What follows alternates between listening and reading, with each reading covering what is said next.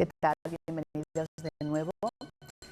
Acabamos de disfrutar de esta magnífica comedia de Billy Wilder que se estrenó en 1961, que además en el momento de su estreno no tuvo gran aceptación de público ni en Estados Unidos ni en Alemania por motivos obvios. En este caso parecía que la comedia que les afectaba a ellos directamente no les gustó demasiado, aunque sí que es cierto que luego, después de que cayese el famoso muro de Berlín, se recuperó la audiencia, por lo menos en Alemania, porque dicen que querían reírse de sí mismos.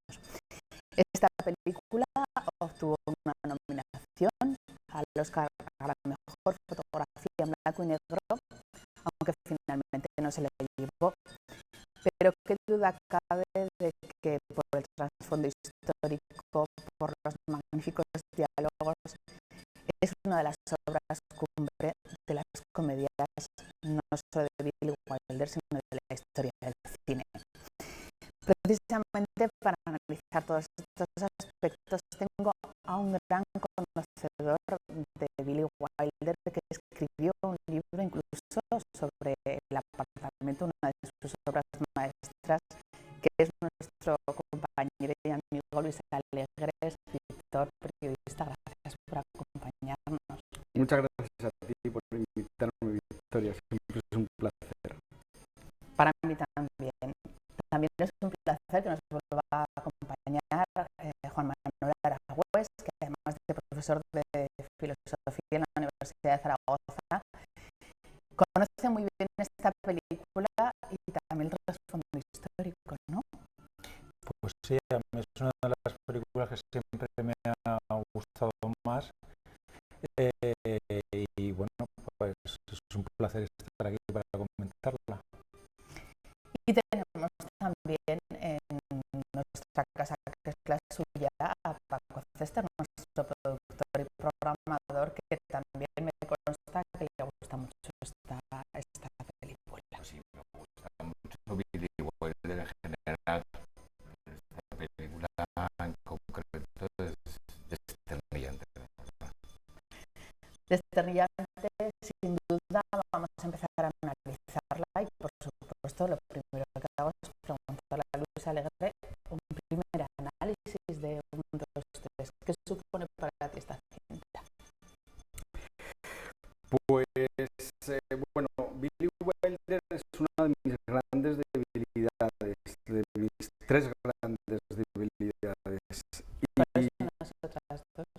Luis Buñuel y Alfred Hitchcock, desde adolescente. Y esta película me parece que es la comedia más corrosiva y más pesimista sobre la condición humana que hizo Billy Wilder, que era un experto en analizar la condición humana a través de géneros tan diferentes como el cine negro, como el drama, como la tragedia, como, en fin, todos los géneros los abordó con idéntica maestría y lucidez, y en 1, 2, 3 eligió la comedia en estado puro. Lo que pasa es que, a diferencia de otras de sus comedias, creo que es la más corrosiva, la más ácida, porque yo creo que no deja a nadie libre, o sea, no salva a nadie, o sea, no deja títere con cabeza, y es una diatriba feroz, no solo contra el comunismo y el capitalismo, que sería lo más evidente, o contra el nazismo, ¿no?, sino en general contra la condición humana.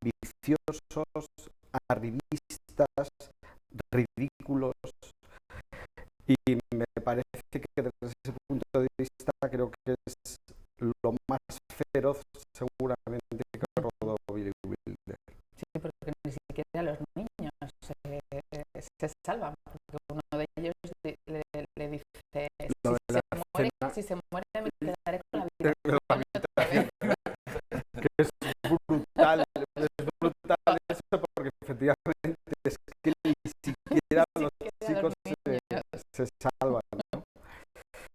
Y bueno, pues me parece que es una de las grandes comedias de la historia del cine y que es una película además que no ha perdido vigencia, sino casi todo lo contrario, ¿no? Porque fíjate que es una película tan de actualidad en ese momento, en el año 61, ¿no? Donde la Guerra Fría estaba en su máximo esplendor, pues ahora mismo, aparte de ser un documento extraordinario sobre esa época, es que tiene muchísima vigencia, ¿no? O sea, en estos tiempos donde efectivamente ni el comunismo ni el capitalismo nos han salvado, ¿no? Desde luego. Un primer análisis, Juanma. Bueno, pues a mí me interesa la película especialmente porque pone sobre la mesa una cuestión que a mí me parece muy importante, que es la necesidad de reírse uno de sus propias convicciones, ¿no? Y yo desde esa perspectiva es desde la que la analizo. Yo que soy comunista,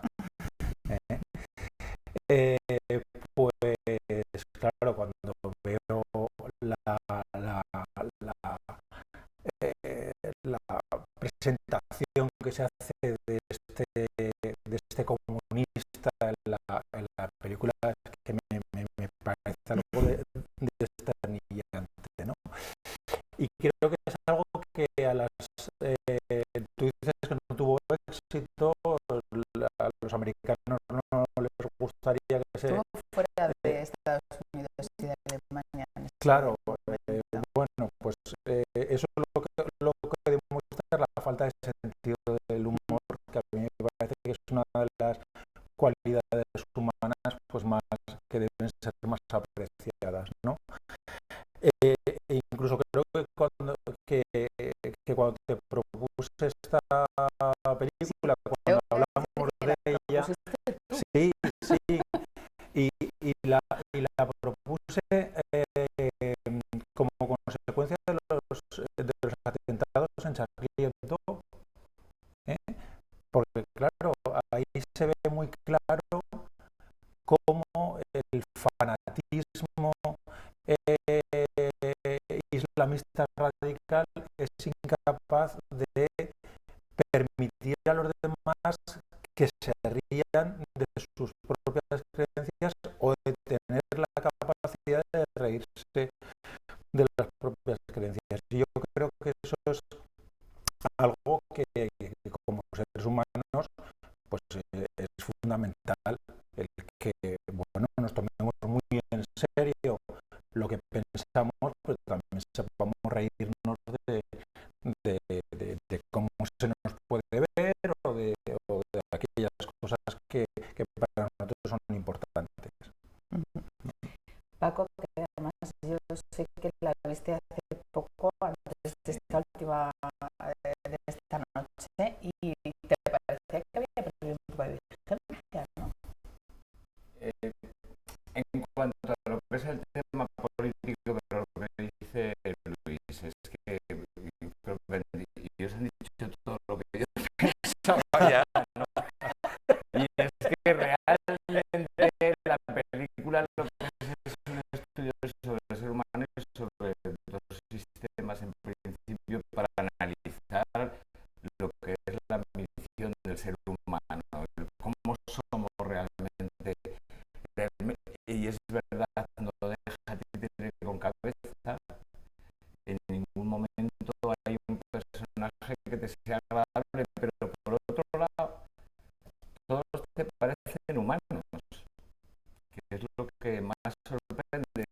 es que realmente son los defectos humanos que están en mayor o menor medida en todos, pero aquí están vistos desde un punto de vista, mira, en este tipo de persona está este defecto, en este otro.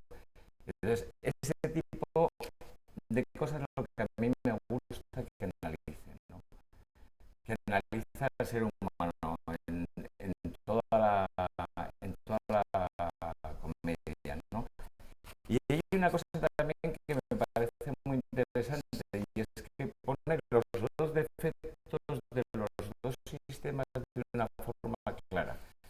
Por un lado, los rusos cerrados ahí, completamente en su sitio, bloqueando, pero generando ideología, y por otro lado están los americanos que tienen mucha ideología, pero si hay que vender Coca-Cola en Rusia, se vende.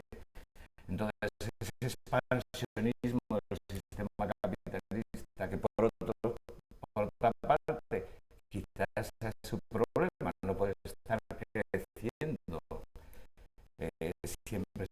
siempre, pues está muy bien expresado. Bueno, hay que decir que Billy Wilder en el año 1961 era una de las personalidades más poderosas de Hollywood, porque llevaba una racha estupenda, había hecho Testigo de Cargo, Loco con Faldas, Loco, El Apartamento, le habían dado 5 Oscar y era una gran figura que además producía sus películas. Es decir, era productor. Esto es muy importante para entender cómo desde Estados Unidos y desde Hollywood, que es como la quintesencia del capitalismo, es capaz de reírse del capitalismo. Porque, claro, tiene mucho mérito hacer esta película desde Hollywood, ¿no? Y a mí eso me parece muy importante para entender lo que hace. Yo creo que Paco y Juan Manuel también han dado en el clavo en varias cosas, ¿no? Porque esta es una película efectivamente contra los fanatismos, ¿no? Pero le generó un poco los problemas a Billy Wilder esta película también, precisamente esa visión que da del capitalismo. Bueno, entre otras cosas, el principal problema para él es que fue un semifracaso, que él detestaba el fracaso, y a lo que más aspiraba era conectar con el público de su tiempo, y después, además de los super éxitos que había logrado con Faldas de Loco y El Apartamento, pues esto para él fue un bajonazo terrible. Además, hay una cosa, y es que esta película se rodó justo antes de la construcción del muro de Berlín. En realidad no lo rodaron, o sea, no lo construyeron mientras se producía el Claro, rodaje. o sea, empezó el rodaje en junio del 61, y el muro de Berlín, la primera versión del muro de Berlín, se construye en agosto del 61. De hecho, tuvieron que reconstruir la puerta de Brandenburgo en estudios, porque ya no se podía seguir rodando allí por el problema del muro. O sea, que era una película muy al filo, muy caliente, al filo de lo que estaba pasando en el mundo, y desde luego, como ha dicho Juan Manuel, es que dejó en evidencia a los dos sistemas, sobre todo en su falta de sentido del humor. y esa falta de sentido del humor y esa falta de cintura también hizo que tuviera problemas para el rodaje, que se tuviera que trasladar a unos estudios de Múnich.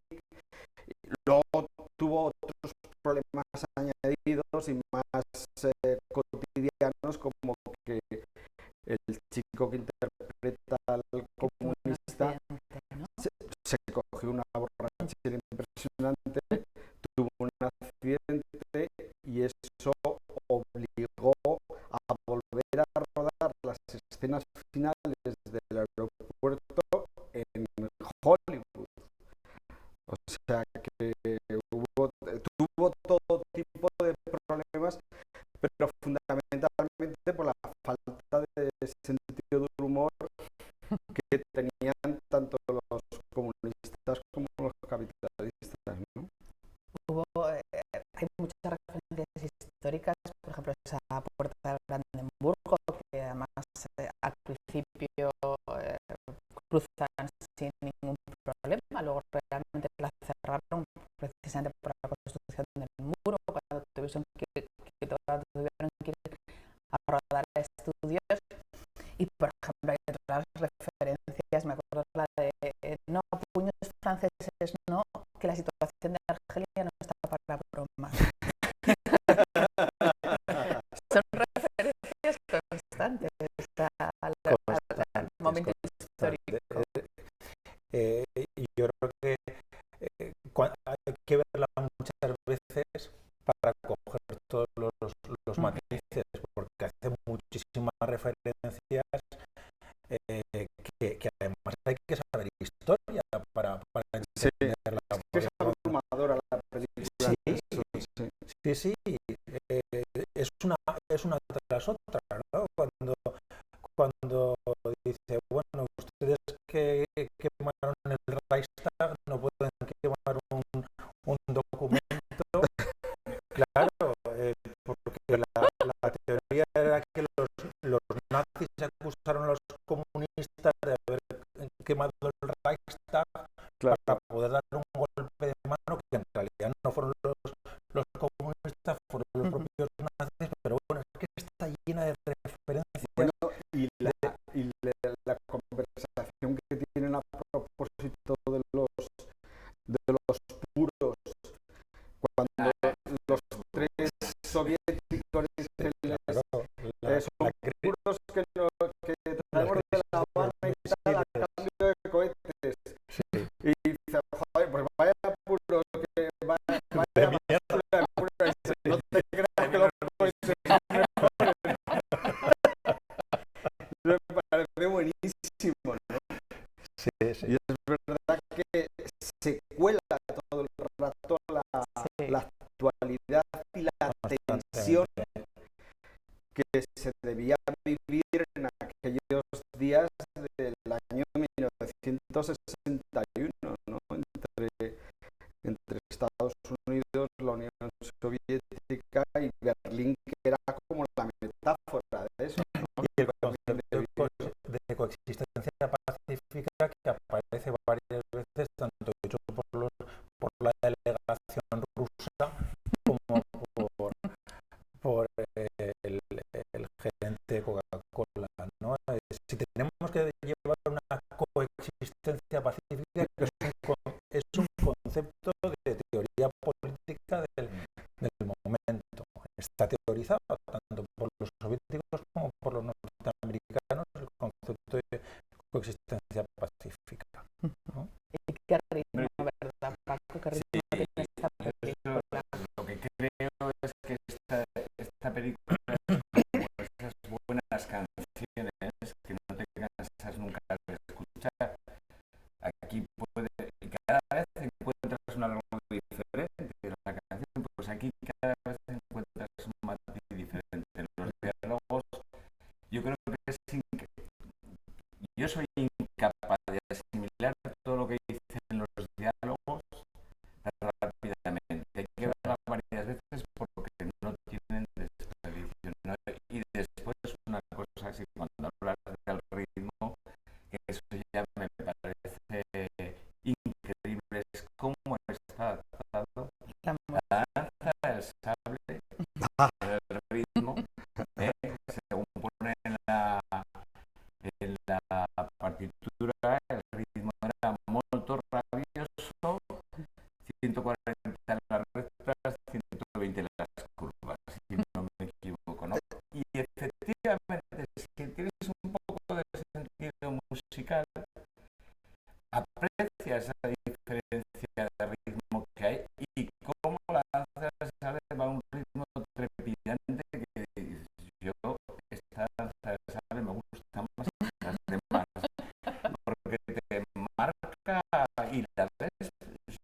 es un trabajo muy interesante del compositor, porque lo que hace es adaptar el ritmo de una obra clásica para pegarla al ritmo de la película. Creo que Billy Wilder se propuso rodar la comedia más veloz de la historia del cine, y creo que lo consiguió, por lo menos de las más veloces, teniendo una gran calidad como tiene, ¿no? Pero es verdad que los diálogos son como para subrayarlos. O sea, a mí me gustaría tener el guión y subrayarlos porque es uno detrás de otro. Hay que recordar que Billy Wilder en el mundo del cine entró como guionista y era un guionista genial. Y hay que recordar que fue el guionista de Ninotchka, que tiene muchos parentescos con 1, 2, 3, porque ahí también era una sátira se declaraba del comunismo. Lubitsch también, de la obra de Lubitsch. No, es que siempre tenía, cuando escribía con sus colaboradores, ya fuera Charles Brackett o ya fuera Diamond en este caso, siempre tenía en su despacho una frase que era ¿cómo lo hubiera hecho Lubitsch? Era su gran referencia porque lo consideraba el colmo de la inteligencia, de los buenos guiones, de la sutileza, de la elegancia, de la elipsis. Y creo que bueno, pues Ninotchka es un poco el precedente de 1, 2, 3, ¿no? Antes de hablar de otros aspectos pues de los actores magníficos, sobre todo James Cagney, de la música, sí me gustaría contar una anécdota que seguro que Luis sabe muchísimo más que yo, que precisamente Billy Wilder, que era austriaco de origen, toda su familia había perecido, su madre, su abuela, en la época de los nazis. De hecho, él siempre estaba buscando a su madre por si no había muerto. Y precisamente cuando la caza de brujas, él junto a un gran republicano que era John Ford, fueron los únicos que dijeron que estaban en contra de las medidas anticomunistas. Quiere decir que aun con todo su pasado, con todo lo republicano que era John Ford, no estaba de acuerdo con lo que se estaba haciendo desde Estados Unidos. Y eso queda muy reflejado en esta película. Bueno, es que, vamos a ver, Billy Wilder era, se podía decir que era un socialdemócrata.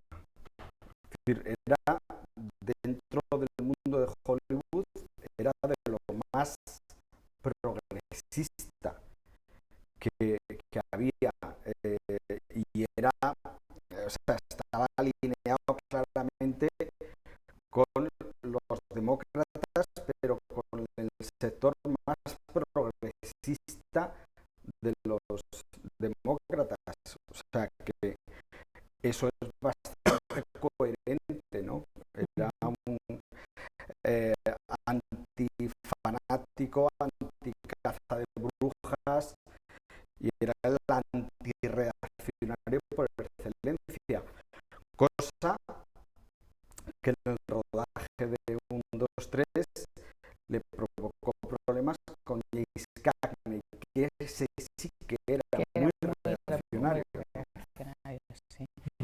James Cagney, que además se retiró casi 20 años después y que rodaría Ragtime, pero es muy curioso que él se retiró porque dijo que le había dejado exhausto la relación con el actor alemán, Y cuyo con nombre el propio Wilder,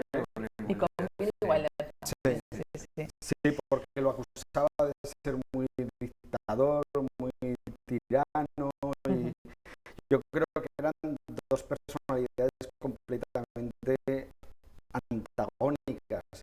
Pero aparte de eso, es que el papel es agotador. Eso te iba a decir. Es Ah, que será genial, de todas el maneras. ritmo que le mete Sí, al papel es que tiene que ser agotador por narices. Sí, sí. Ya sí, tengo dos años El máximo. pobre Sulema dando taconazos todo el rato también se tuvo que cansar un poco,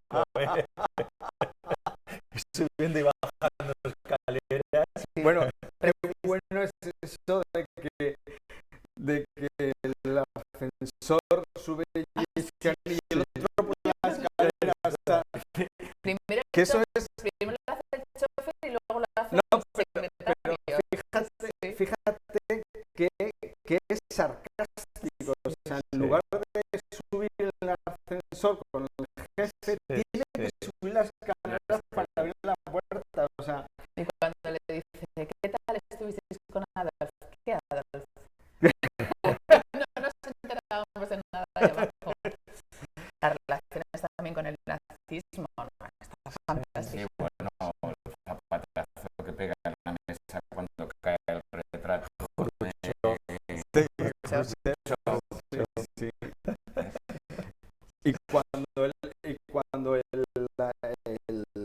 secretario del James Cagney ve al periodista y le saluda, que era un antiguo compañero de De hecho, la por ejemplo, SS, en este caso, los periodistas quedamos absolutamente desautorizados por ese ejemplo, que él iba por su exclusiva de una americana que se había casado con un comunista, y al final, cuando le recuerdan su pasado nazi, es cuando él dice, no, sí se ha casado con una aristócrata, sí es verdad, que ya está, ya ahí se ha olvidado la exclusiva. Es que además esta película es lo que hace es que hace que puedas hablar de ella después, que no todas las películas lo hacen. Cuando de una comedia tú estás repitiendo los chistes y cada uno se acuerda de chistes diferentes, es que ha conseguido lo que quería. Y si los chistes además tienen el Henry que tiene este guión, desde luego ha conseguido muchísimo. cuando dice la chica, la hija de los de Coca-Cola, ¿no? Pamela Tiffin, el personaje Pamela Tiffin, que le dice a Jessica, ay, y pobrecitos, dice Otto, dice mis padres pobrecitos tendrán que ser liquidados.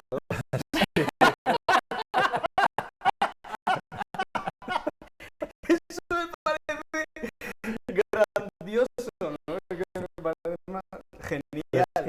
Es que Wilder consigue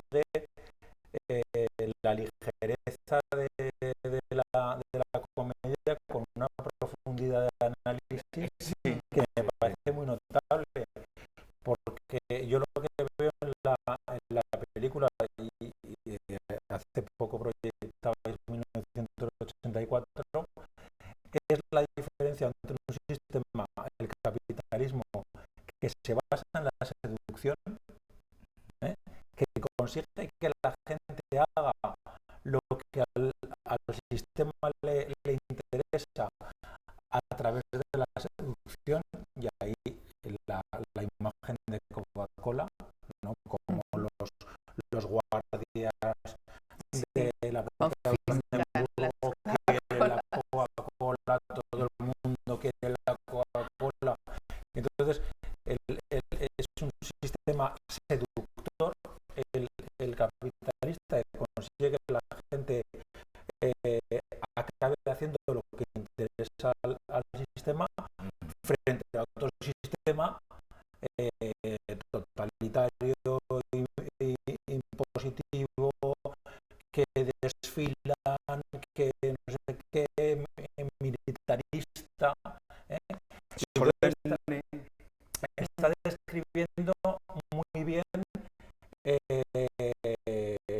lo que es la dinámica entre el capitalismo y el estalinismo, yo no diría comunismo, y el estalinismo en esa época, que para mí en el ámbito de la novela viene representado por 1984 y Un mundo feliz. Para mí 1984 es la metáfora del estalinismo escrita por George Orwell, que es un comunista anti-estalinista, y escribe en 1984, y luego Un mundo feliz de Huxley, que para mí es la metáfora del capitalismo. Yo creo que el capitalismo queda resumido en esa escena final fantástica, que están todos en el coche y le empieza a sacar las cuentas de todo lo que le debe y dice él: no llevo más que 10 minutos siendo capitalista y ya llevo 10 minutos. Entonces se basa en la deuda, sí, claro, que es un tema de absoluta actualidad. Es que claro. Dentro de unas fechas viene a Zaragoza Toni Negri, que es uno de los grandes teóricos de filosofía política contemporánea, que una de las cosas que teoriza es el hombre endeudado en la actualidad, y eso sale en la película, ¿no? Como esencia del capitalismo. Yo tengo que decir que, al contrario de lo que habéis dicho, para mí hay un personaje que se salva y que es fantástico, que es la mujer de él. La mujer del que todo lo sabe, que todo lo oculta. Sí, pero lo consciente, o sea, ella sabe que tiene una amante, lo consciente, es una Y me cínica. parece muy mal que no me lo Pero ella me parece muy mal que sí, claro, ella es una cínica impresionante, ¿no? Pero es que aquí todos los personajes, que es un poco uno de los núcleos de la obra de Billy Wilder, ¿no? Que su gran tema, uno de los grandes temas de Billy Wilder, es la prostitución moral, no solo física, ¿no? Como que todo el mundo está dispuesto a lo que sea para conseguir sus objetivos, ¿no? Él decía, hay dos tipos de personas: los que hacen todo por dinero y los que hacen casi todo por dinero. que me parece que es una frase que, como muchas otras, muy brillantes y muy reveladoras de lo que él piensa del género humano, que es absolutamente desolador. Claro, si comparas Un, dos, tres con el apartamento, ¿no? Con el personaje de Jack Lemmon o de Shirley MacLaine, a eso sí que lo salva. Esos son dos personajes dignos, pero es que aquí ni siquiera la mujer se salva, porque es una cínica de todo el mundo. Y la secretaria, yo creo que representa muy, muy claramente ese por cualquier imagínate, o sea, ¿dónde hay que ir? O sea, los comunistas, yo creo que también tiene, ella solo es ella, ya solo caminando, y todo lo que está haciendo ya solo es un paradigma de la comedia. O sea, cómo camina, cómo se vende, cómo la escena, vamos a hablar de esa escena que, aunque yo creo que alguno lo decidiría que es su escena favorita de la película, la danza del sable, ella bailando descalza, los planos de los pies y viendo cómo va a se le cae la brava.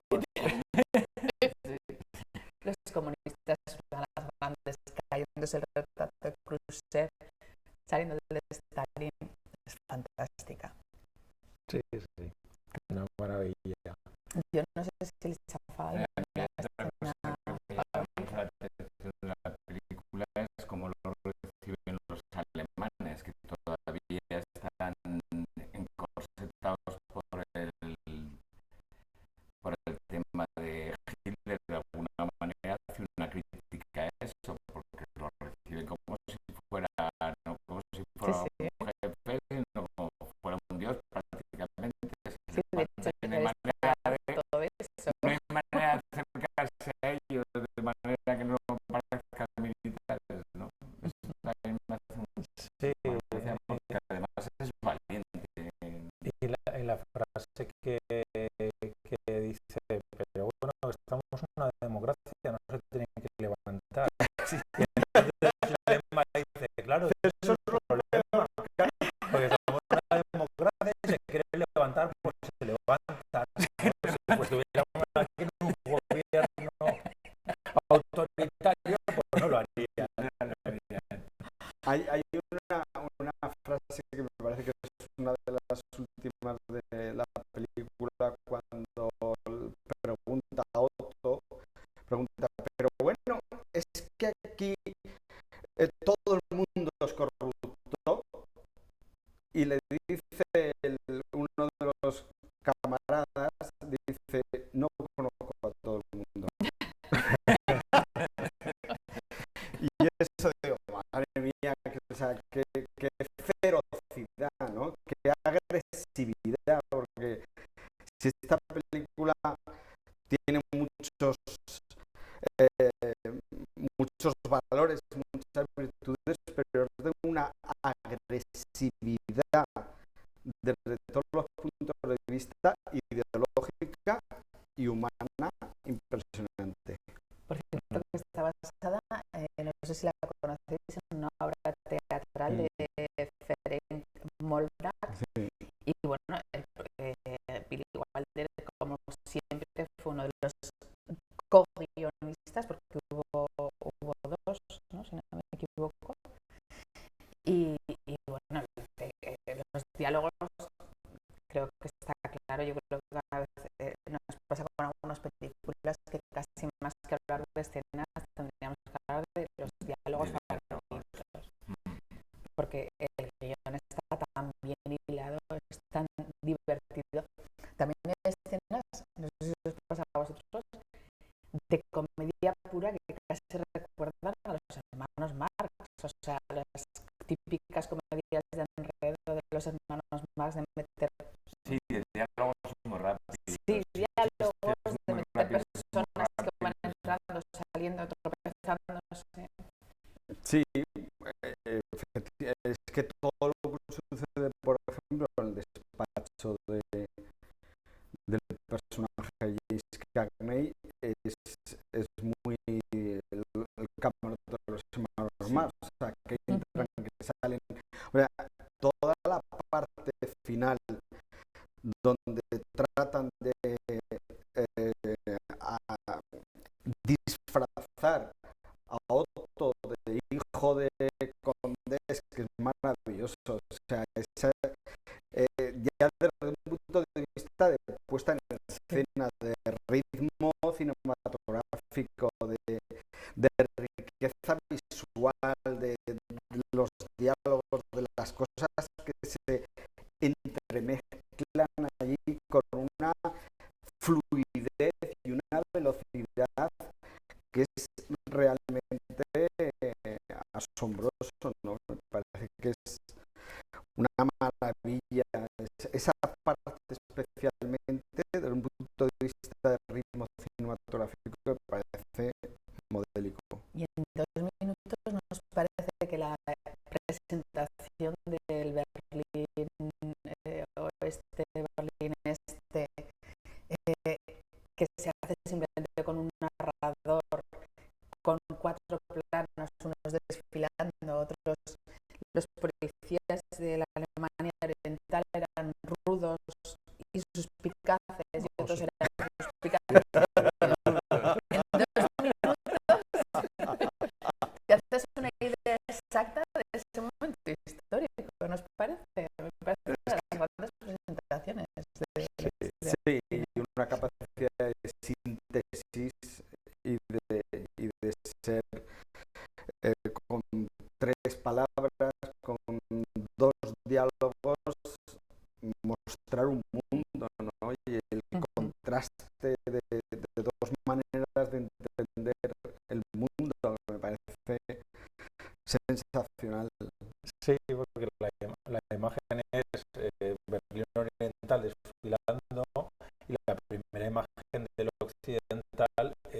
el anuncio de Coca-Cola.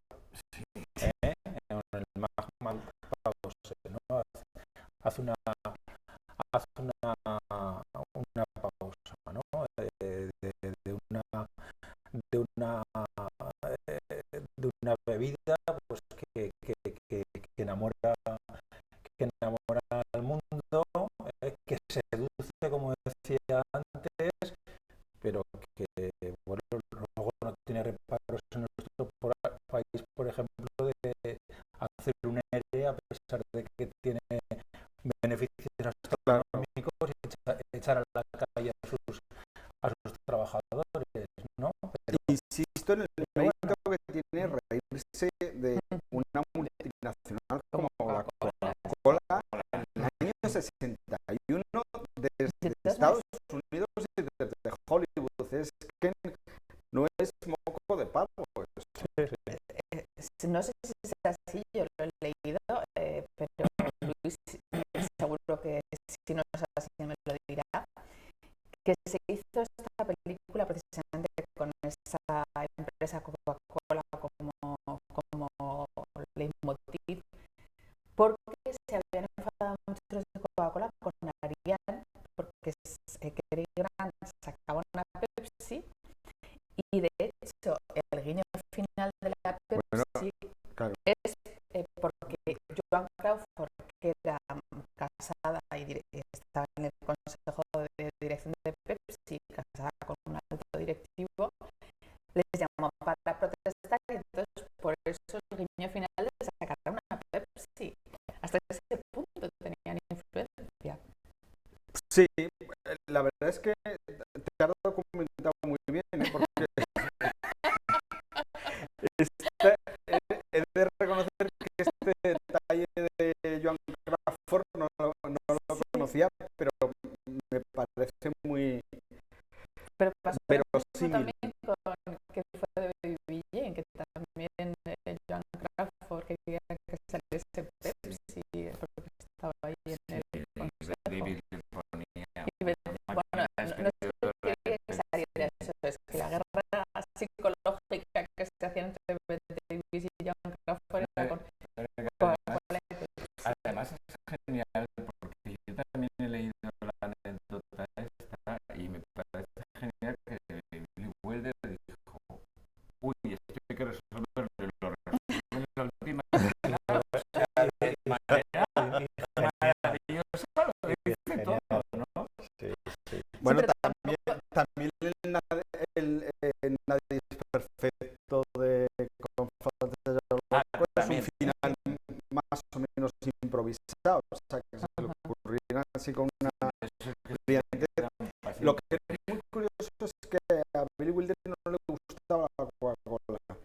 Decía que sabía el sabor de la Coca-Cola, lo definía como tiene sabor a neumáticos quemados. Vete a saber lo que quiere decir eso. Sí. Y no le gustaba nada el sabor de la No, sí, la verdad es que Coca-Cola. aun siendo a mayor gloria la Coca-Cola, desde luego no te dan ganas de beber Coca-Cola. Después de verla, quiero decir, No, claro, es que es todo tan antipático y tan... con 007 te dan ganas de probar un martini seco. A mí, desde luego, en esta película no precisamente por eso, porque no deja títere con cabeza. Yo creo que le tenemos que dedicar un capítulo especial a James Cagney, el magnífico actor, que este fue un poco su colofón casi. Y No, yo sus creo que despedidas, salvo el epílogo sí, de Ragtime, pero su despedida. yo creo que no está suficientemente valorado el gran actor que fue. Bueno, por mí desde luego sí, porque me parece que es un actor genial. O sea, yo cuando lo veo en Al Rojo Vivo, por ejemplo, de Raúl Walsh, o esos años 20, los violentos años 20 de Raúl Walsh también, me parece que es un actor formidable y que habiendo pasado a la historia por sus personajes de cine negro y de mafioso, es que aquí demuestra que tenía un registro cómico brutal. Es decir, yo creo que esto es uno de los mejores trabajos que le he visto yo hacer a un actor en comedia en toda la historia del cine. Y también hay muchos guiños a películas anteriores, a Sí. el mafioso. Sí, y la película por la que consiguió el mismo el Oscar y a Potemkin, ¿no? El acorazado Potemkin era la película favorita de Billy Wilder. ¿Sí? Por lo menos en aquellos años. O sea, adoraba el acorazado Potemkin y adoraba Insisten, y aquí le hace un guiño porque hay algún lugar que ahora no recuerdo cuál es, el hotel que se llama Hotel Potemkin. Hotel Potemkin, sí. Y hace un guiño a sí mismo porque Billy Wilder fue durante los años 20 en Berlín, cuando estaba empezando a escribir, pues él quería ser abogado. Bueno, sus padres querían que fuera abogado, lo enviaron a estudiar a Viena, a la Universidad de Viena, y le parecía muy aburrido. Y entonces acabó porque un profesor de Derecho detectó su talento literario y le dijo, tú tienes que escribir. Entonces le recomendó a un periódico sensacionalista vienés. Y desde ahí, desde Viena, fue a Berlín siguiendo músico de jazz que adoraba, etc. Entonces él se crió en los ambientes de los cabarets de Berlín de los años 20 y él mismo fue boy, es decir, él de los que se alquilaban para bailar con las mujeres. Eso fue uno de sus trabajos cuando tenía 20, 21, 22 años. Antes de llevar esas gafas de culo de Antes de llegar a esas gafas. Entonces era un tío, por lo visto, muy apuesto, que bailaba maravillosamente bien. Y esas escenas que están ambientadas en el hotel, cuando la chica baila y hay parejas y una orquesta, de alguna manera son herederas de su experiencia como boy en el Berlín de los años 20.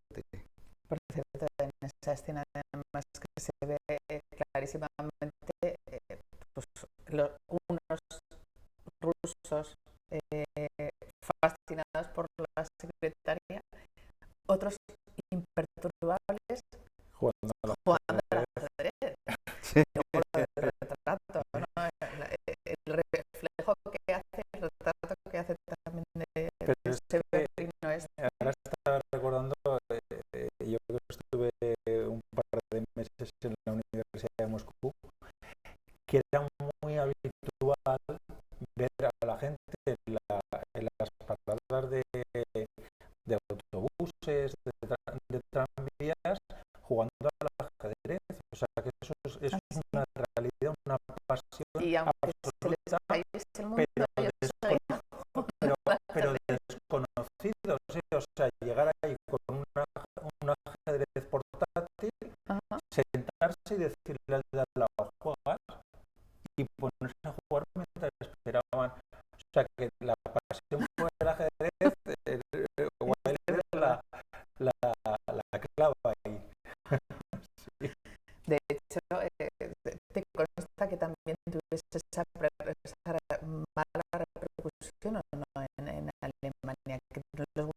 eso de reírse de unos mismos les pasaba allí también. ¿O no has hablado con ningún alemán del oeste de No, esa época? la verdad es que no. Y es significativo que les gustara una vez caído el muro, ¿no? Porque claro, se estaba criticando a los alemanes, pero a esos que ya no están, Ya. ¿no? A esos que éramos, Claro. no a los que somos, sino a los que mira cómo éramos, pero ya no somos así, Ya. ¿no? Entonces, bueno, es una manera de reírse de uno mismo un tanto relativa, ¿eh? Por cierto, que la música, lo hemos comentado antes, es uno de los grandes apoyos de esta película. André Levy, yo le miro a Paco porque sé que los temas de la música le encanta comentarlos, que era un gran compositor, director de orquesta, que había recibido ya Oscar, había estado nominado por Gigi, había hecho por Budapest, Dominado, no, tuvo el tuvo el Oscar. a 4 películas, que ahora no recuerdo todas, pero aparte de todo era un magnífico intérprete y fue director de la Sinfónica de Londres y de bastantes sinfónicas. Es un tío genial y a mí sobre todo aquí, vuelvo a repetir otra vez, igual lo he dicho antes, pero lo vuelvo a repetir, me parece genial coger 2 piezas clásicas y únicamente modificando el ritmo de las piezas, hacer que esas se adapten perfectamente a la película. Sí, Es verdad. Darles una nueva vida. Claro, la coges la pieza, es tú buenísima puedes también. verla salve, yo reto a nuestros telespectadores que se pongan a lanzar salve en diferentes versiones y se pongan a la de la película. Van a ver que el matiz es leve, que es el tiempo, que es eso, molto furioso. Y realmente yo cuando vi lo de las partituras, ¿no? Que las partituras ponían molto furioso, 140 las rectas, 120 las curvas. Esto puede parecer una broma, pero entendiendo el lenguaje de esta película, entiendes que un músico con un poco de capacidad sabe lo que le están diciendo. Tienes que ir a toda leche y cuando las escenas vayan más deprisa, tú vas un poco más deprisa y cuando frenan los coches, tú frenas. Eso está logradísimo. Aparte de todo, voy a decir un chascarrillo y es que este compositor, Ante Pervin, estaba casado con Mia Farrow, que a su vez después se casaría con Woody Allen y él fue el que adoptó a sus Sinatra también, con Sinatra estuvo antes de Woody Allen. Sí, hombre. Sí, sí. Ese dato no lo sabía. Sí, Lo que sí sabía es que una de las chicas que adoptó es con la que después Woody Allen va a tener los problemas que tiene. Bueno, yo te voy a apuntar que las 4 películas por las que ganó el Oscar fueron Gigi, por Jan Bess, Irma la Dulce y My Fair Lady. Me acuerdo de alguna, pero por si acaso mejor no decirlas todas. Bueno, tiene un disco perfecto de los temas de West Side Story que está en clave de jazz y que desde aquí aconsejo también. Por cierto, que tengo que decir que a mí una cosa que me da muchísima pena, a ti no, porque tú lo has entendido, es que no estuviesen subtituladas. Me encanta que las partes que se hablan en alemán y en ruso, que se hablen en alemán y en ruso, se mantengan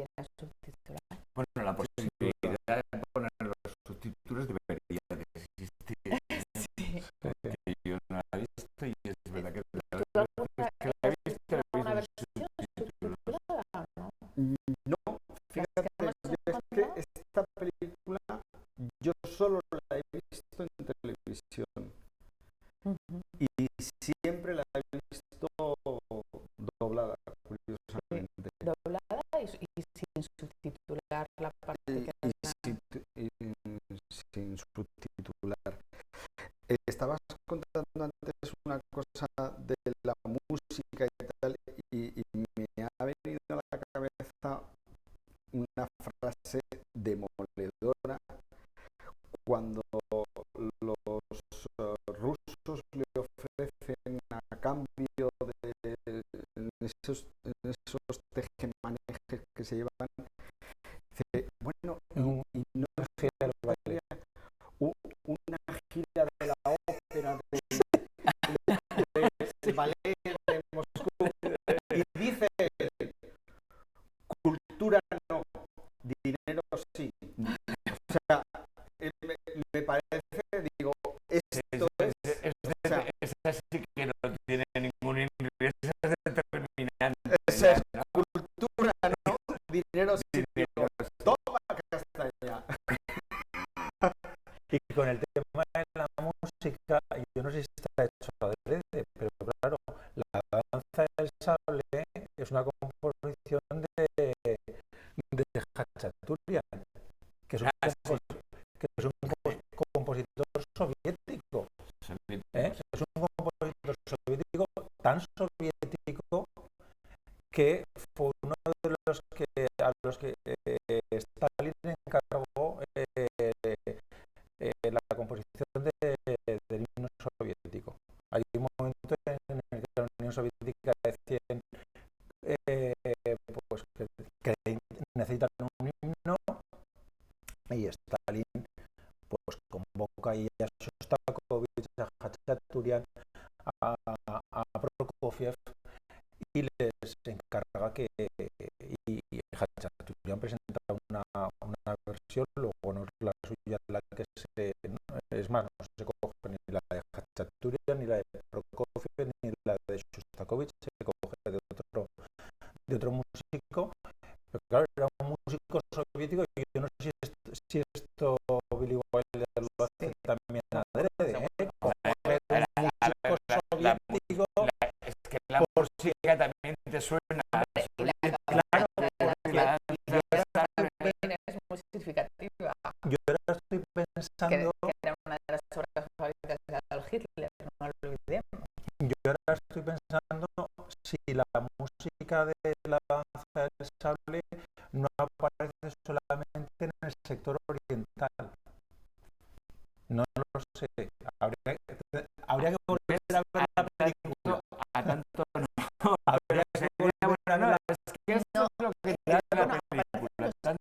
Los créditos, sí, pero en el desarrollo de la película, porque las escenas en las que se me viene a mí la danza del sable es en el hotel, en la calle, pero son todas en el sector oriental. Y la persecución también, que pasan de un sector a otro. Y está pensando también esa demoledora crítica hacia la nobleza con ese personaje que elige para que sea. Efectivamente. Yo ahora voy a trabajar en los lavabos, pero mi familia, bla, bla, bla, Es un linaje sangrante. y de los nobles están dispuestos a dar su sangre, ¿no? Es lo que decía. No queda lo que decíamos. Los nazis. Habrá que tener cuidado al cambiar los pañales al niño. Que procede sangrante. Es todo. Y hay otra secuencia en la que el más espabilado, digamos, de los tres rusos, cuando piensa en lo que le va a pasar si se pasa al otro lado, y dice, entonces detendrán a mi mujer, a mi suegra, vamos, Los fusilarán, esos los A mi cuñada, sí, sí. mi suegra dice, vámonos, vámonos. Por cierto, que esta película se rodó en blanco y negro en una época en la que ya se solía rodar en color. Aquí, sinceramente, así como en otras películas tengo claro que había que rodarlas en blanco y negro, aquí tengo mis dudas. ¿Vosotros qué opináis? A mí es que me encanta el blanco y negro. ¿Seguiría rodándolo todo en blanco y negro? No, pero ¿por qué no rodar en blanco y negro? O sea, es que me parece que hay grandes obras maestras de los últimos 20 años que son en blanco y negro, y a mí me gustaría ver más películas en blanco y negro. Por O cierto, sea, que quiero decir que también me gusta el color, sí, evidentemente, pero es que el blanco y negro me parece que tiene un encanto, una fuerza, una capacidad de sugerencia, una belleza intrínseca que a mí me seduce pues tengo muchísimo. que decir una cosa respecto al blanco y negro, que no lo sabía, que también documentaron para esta película, que la lista de Schindler, Billy Wilder quería haber hecho esa obra Sí. al final, y él fue el que asesoró también un poco a Steven Spielberg para hacerla, precisamente hablando de que fuese una película en blanco y negro, que al final Claro. hay un toque de color con esa niña que va caminando de rojo. Pues que Billy Wilder estaba marcado por su tragedia, la tragedia de su familia, y de hecho él hizo un documental, igual que Hitchcock, alrededor de los campos de exterminio, es decir, que es un tema ante el cual no podía ser más sensible. Paco, perdón. Yo de todas maneras, este tipo de películas es que las ves en blanco y negro y me cuesta concebirlas de otra manera. Y me parece que es que están hechas así, pensadas así, y no tendrían sentido de otra forma. Y además, en las últimas semanas hemos estado viendo películas aquí de las cuales decimos que son una obra de arte, como en este caso lo es, para mí es una obra maestra esta película, y están en blanco y negro. Lo que dice Luis tiene un encanto del blanco y negro que si tú te imaginas esta película en color, es como que no, como que está dentro de la propia matriz de la película, ¿no? Igual digo una tontería, pero yo la primera vez que vi Irma la Dulce me molestó que fuera en color. Que fuera en color. Ah, pero esos vestidos Bueno, y él lo llega a lograr, porque los esos colores vestidos son, verdes, es que Sí, Magdalene bueno, tenía sí, que ser verde. son Sí, no, no, colores no, muy llamativos. Ya, bueno, pero a mí no sé, me gusta mucho el blanco y negro. Y para ciertos directores es verdad, Sí, casi los ves así en blanco y negro. ¿Estás a favor del blanco y Sí, negro sí, también?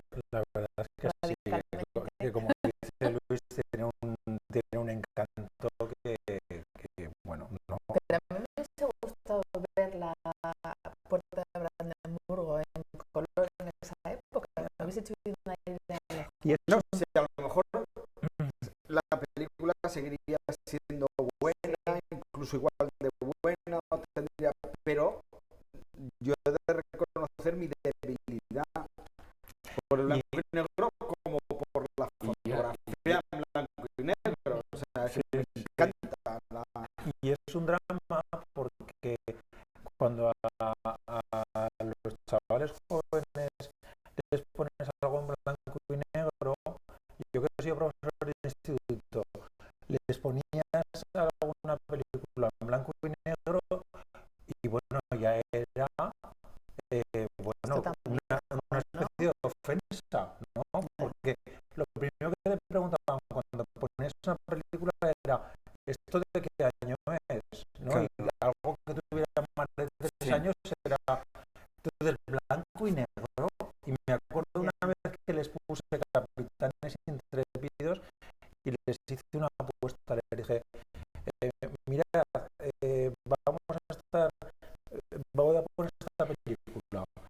El que a los 15 minutos se quiera levantar y ponerse a hacer otra cosa y conseguir que más del 70% de la clase se quedara viendo la película. Pero la primera reacción, blanco y negro, Pero es no que me acabas interesa. de dar en la clave, es una cuestión de educación, Claro, educación visual.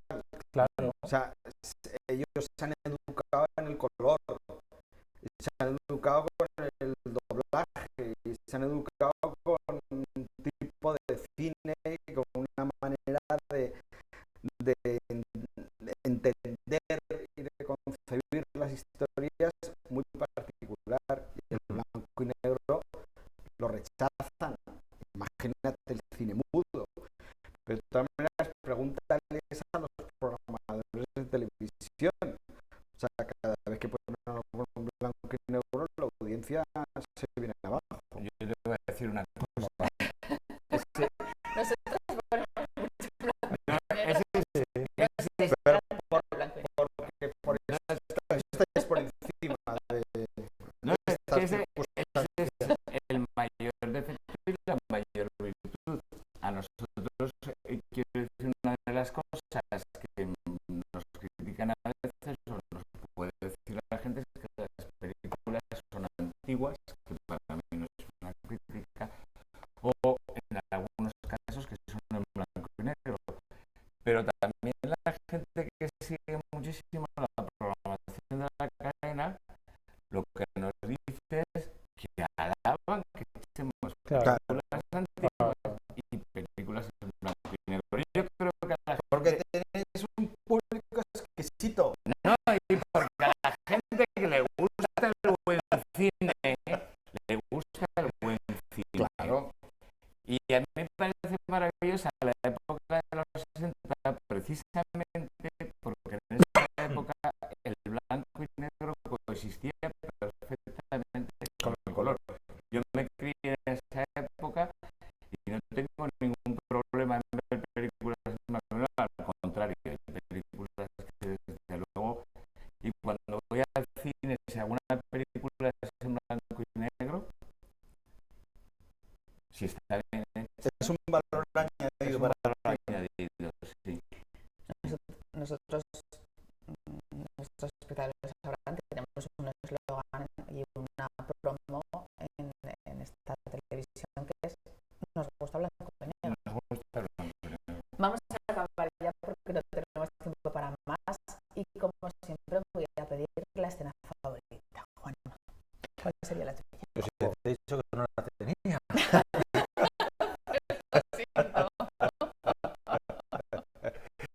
Es que, claro, hay tantísimos diálogos brillantes, Bueno, tantas... pues tu diálogo favorito. Tampoco. Pues no, es que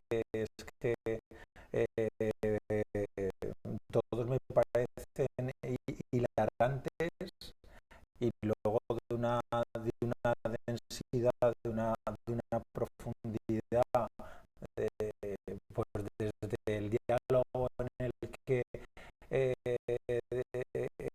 dice que el comunista no lleva ropa interior y entonces la señora dice, claro, pues eso gana la Guerra Fría, ¿no? esa es genial. La escena en la que la secretaria se levanta la primera vez que le llama al jefe para tomar notas y se va contorneando hacia la puerta y de repente se vuelve corriendo a coger la libreta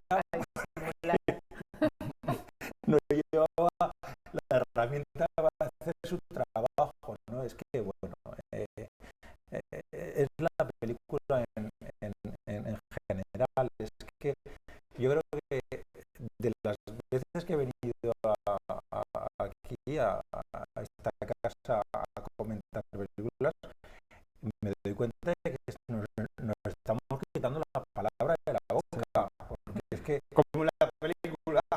sí, Como la película. exactamente igual, ¿no? Porque es que es una película redonda, magnífica. Sí. Entonces me gustan todas. Bueno, es que me apetece acabar con Luis. Paco, A ver, ¿cuál sería la tuya? para mí en la escena, pues es que lo que dice, es que esta película, quedarte con algo en concreto es todo, absolutamente todo. Pero hay una escena que a mí me hace muchísima gracia, que es la que tenemos ahí, cuando va con el globo que pone Ruski Go Home. Y como él va convencido y de pronto se encuentra metido en ese atolladero que le han metido Pero de a lo mejor manera tan... no es el globo, sino que luego abran el cuco y salgan. Por cierto, sí, es otro chiste reiterativo que además yo creo que hace referencia a la Y la película de música que Yankee suena Doodle, Claro, que exactamente de la película de James que Cameron. ganó el Oscar, por cierto, esa película. una película donde se valora excesivamente a ese compositor, ¿no? Pero bueno, yo si me tengo que quedar con una escena diría eso, que la película, que es muy difícil y que es de esas películas, como decía Luis, y hemos dicho aquí además, todo el rato es para subrayar un diálogo tras otro, porque no tiene desperdicio. Bueno, Luis, pues tú Pues cierras. yo voy a elegir, porque hay muchos momentos, como han dicho Paco y Juan Manuel, el momento en que casi me caigo de la risa cuando lo vuelvo a oír, que lo he dicho antes, cuando ella habla de la chica, habla de sus padres, dice, "Ay, pobrecillos, van a tener que liquidarlos". O sea, es que me parece genial, porque sintetiza muchas cosas, ¿no? Sintetiza esa, una que es hija del capitalismo más feroz, que enseguida y por amor o por su lascivia o por capricho, pues van a tener que ser liquidados. Bueno, pero ¿qué más da? O sea, me parece de una ferocidad impresionante, ¿no? Pero que la película está repleta de situaciones y de diálogos, y luego yo destacaría la parte final, o sea, todo lo que significa disfrazar al comunista de hijo ¿Y de cómo conde. se disfraza mentalmente enseguida? Claro, ¿Cómo es cambia que de bando enseguida? esa especie de frivolidad ideológica que tienen todos, ¿no? O sea, que lo que les importa, o sea, la verdadera ideología es el dinero para todos, o su ambición. Entonces me parece genial eso, ¿no? Bueno, pues yo tengo que decir que me quedo con la imagen de la sirvienta pasando la fregona con el arco de visor.